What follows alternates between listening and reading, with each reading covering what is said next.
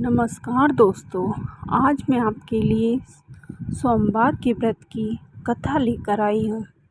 पुराणों के अनुसार सोमवार व्रत में व्यक्ति को प्रातः स्नान करके शिव जी को जल व बेलपत्र चढ़ाना चाहिए तथा शिव जी भगवान और माँ गौरी की पूजा अर्चना करना चाहिए और प्रेम भाव से शिव के पूजन के बाद सोमवार की कथा सुननी चाहिए।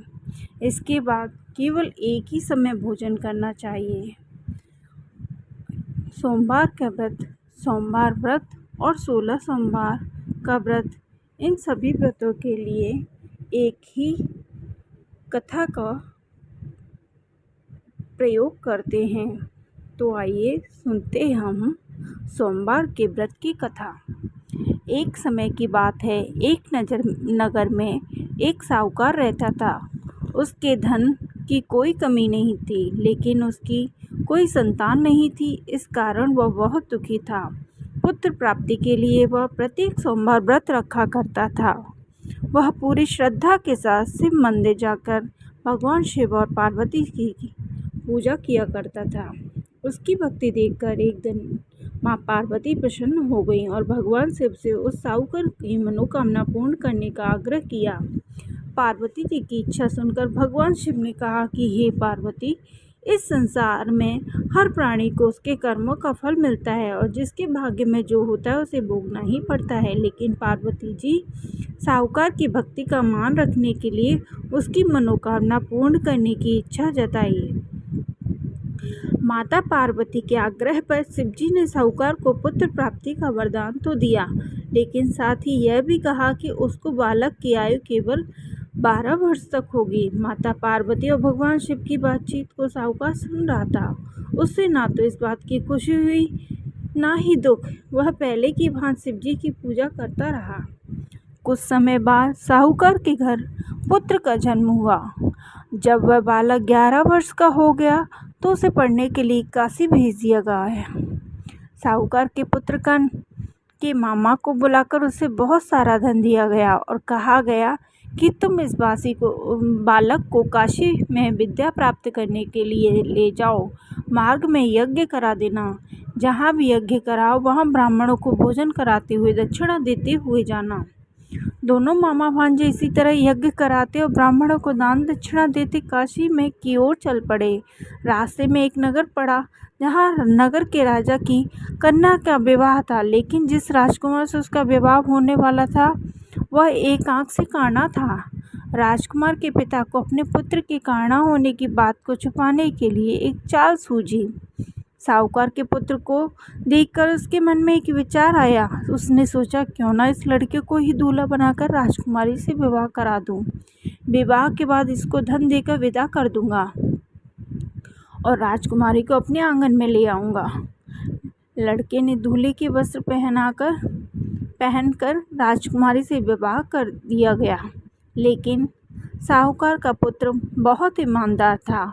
उसे यह बात न्याय संगत नहीं लगी। उसने अवसर पाकर राजकुमारी की चुन्नी के पल्ले पर लिख दिया कि तुम्हारा विवाह मेरे साथ हुआ है, लेकिन जिस राजकुमार के संग तुम्हें भेजा जाएगा वह एक आंख से काना है। मैं तो काशी पढ़ने जा रहा हूँ। जब राजकुमारी ने अपनी चुन्नी पर यह बातें लिखी पढ़ी तो उसने अपने माता पिता से यह बात बताई। राजा ने अपनी पुत्री को विदा नहीं किया, जिससे बारात वापस चली गई। दूसरी ओर साहूकार का लड़का और उसका मामा काशी पहुँचे। वहाँ जाकर उन्होंने यज्ञ किया। जिस दिन लड़के की आयु 12 वर्ष की हुई उसी दिन यज्ञ रखा गया था। लड़के ने अपने मामा से कहा कि मेरी कुछ तबीयत ठीक नहीं है। मामा ने कहा, तुम अंदर जाकर सो जाओ। शिवजी के वरदानानुसार कुछ ही देर में बालक के प्राण निकल गए।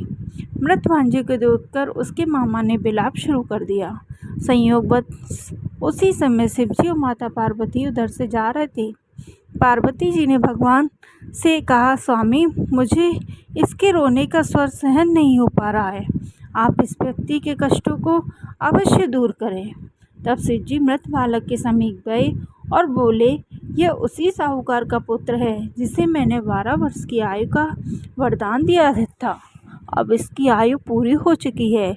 लेकिन मातृभाव से विभोर माता पार्वती जी ने कहा कि हे महादेव, आप इस बालक को और आयु देने की कृपा करें, अन्यथा इसके वियोग में इसके माता पिता तड़प तड़प कर मर जाएंगे।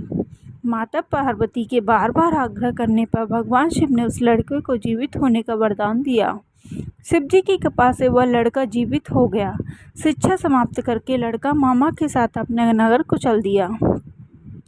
दोनों चलते समय उसी नगर के पास पहुँचे जहाँ उसका विवाह हुआ था।